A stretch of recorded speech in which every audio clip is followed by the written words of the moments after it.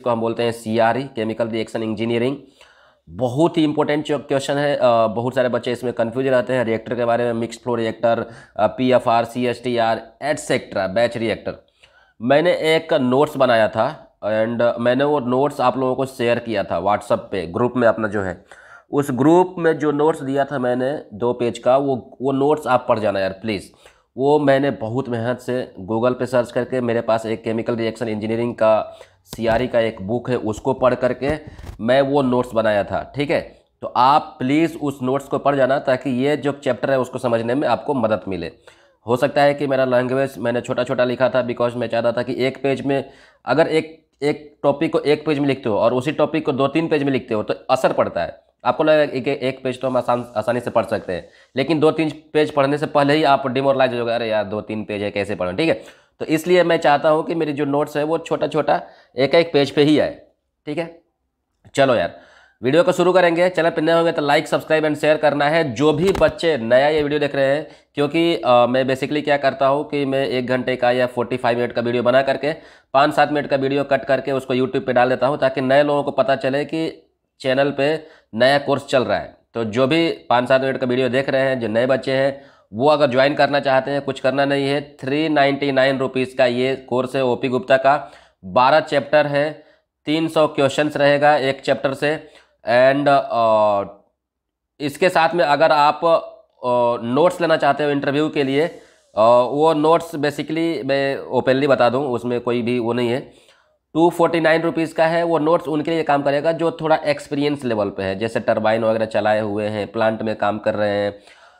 Basically या तो plant में काम कर रहे हैं 1 महीने, 2 महीने, 4 महीने, 6 महीने, साल भर से, या अप्रेंटिस कर चुके हैं, तो उनके लिए ये काम में आएगा नोट्स। ठीक है, फ्रेशर के लिए कम काम में आएगा। तो अगर जो फ्रेशर होंगे वो 399 वाला ले सकते हैं, अदरवाइज आप दोनों ले सकते हो, क्योंकि दोनों आप लोगों को पता चलेगा कि हाँ नोट्स में क्या है कि क्वेश्चन है, इंपॉर्टेंट एमसीक्यू क्वेश्चन है, फिर रिएक्टर है, फिर क्या बोलते हैं turbine, pump, compressor, seal etcetera. ठीक है, तो मैं भी फ़ायदा होगा फ्रेशर को भी, लेकिन ज़्यादा से ज़्यादा फ़ायदा होगा नोट्स का फ़ायदा इंटरव्यू देने वाले लड़के जो हैं, जो थोड़ा सा 2-4-6 महीने का एक्सपीरियंस है, उन लोगों के लिए ज़्यादा फायदा होगा। तो चैनल पे नए होगा तो लाइक, सब्सक्राइब, शेयर करना है और जल्दी से जल्दी आप खरीद लो नोट्स को।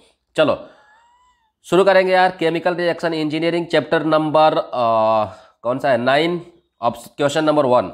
Rate of a chemical reaction is independent of the concentration of the reactant for a zero order reaction, third after second consecutive, none of this.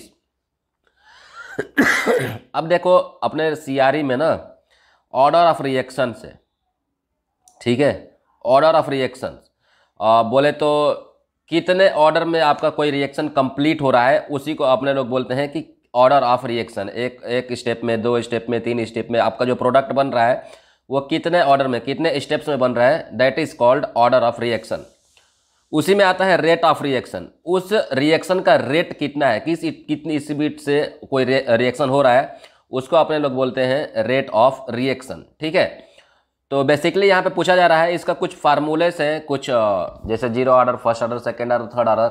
इसमें आपको रेट का थोड़ा सा पता होना चाहिए, स्लोप का, या आप बोल सकते हो हाफ लाइफ का, जो नॉर्मल एक फार्मूला होता है रेट ऑफ रिएक्शन का। ठीक है, RA बोलते हैं उसको। रेट ऑफ रिएक्शन बराबर होता है 1/CA0⁻n-1।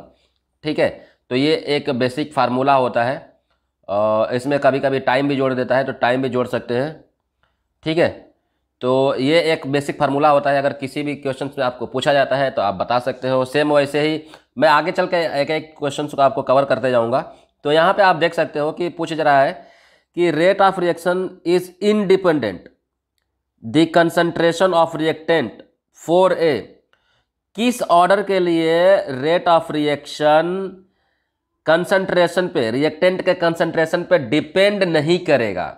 ऑप्शन नंबर ए है 0, थर्ड, सेकेंड नहीं है, consecutive and none of this. Zero order के लिए, ठीक है ना, जीरो ऑर्डर के लिए मैं 3-4 क्वेश्चन बताऊंगा एक ही में।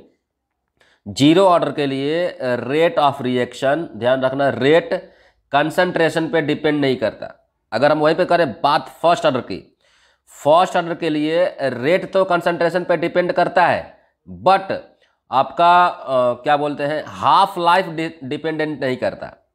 हाफ लाइफ क्योंकि हाफ लाइफ का फार्मूला होता है ln2/k, या आप बोल सकते हो कि इसका एक शॉर्ट फॉर्म में होता है 0.693/k। ठीक है, ये ln2 का अगर आप निकालते हैं वैल्यू तो वो 0.693 आता है। तो या तो आप 0.693/k का फार्मूला लगा दो फर्स्ट ऑर्डर के लिए हाफ लाइफ का, या तो आप ln2/k लगा दो। ठीक है, ये दोनों वैल्यू सेम रहेगा। तो आप देख रहे हो कि हाफ लाइफ में फर्स्ट ऑर्डर के लिए 0.693/k, यहाँ पे आपको कंसंट्रेशन टर्म नहीं आ रहा है कहीं पे भी। ठीक है ना, तो ये हो गया आपका फर्स्ट ऑर्डर में कंसंट्रेशन का डिपेंडेंसी नहीं होता है। ठीक है, जबकि रेट ऑफ रिएक्शन में होगा। रेट ऑफ रिएक्शन में फर्स्ट ऑर्डर में भी होगा, सेकेंड ऑर्डर में भी होगा। ठीक है, जीरो ऑर्डर में नहीं होगा, थर्ड ऑर्डर में नहीं होगा। ठीक है, तो ये ध्यान रखना है।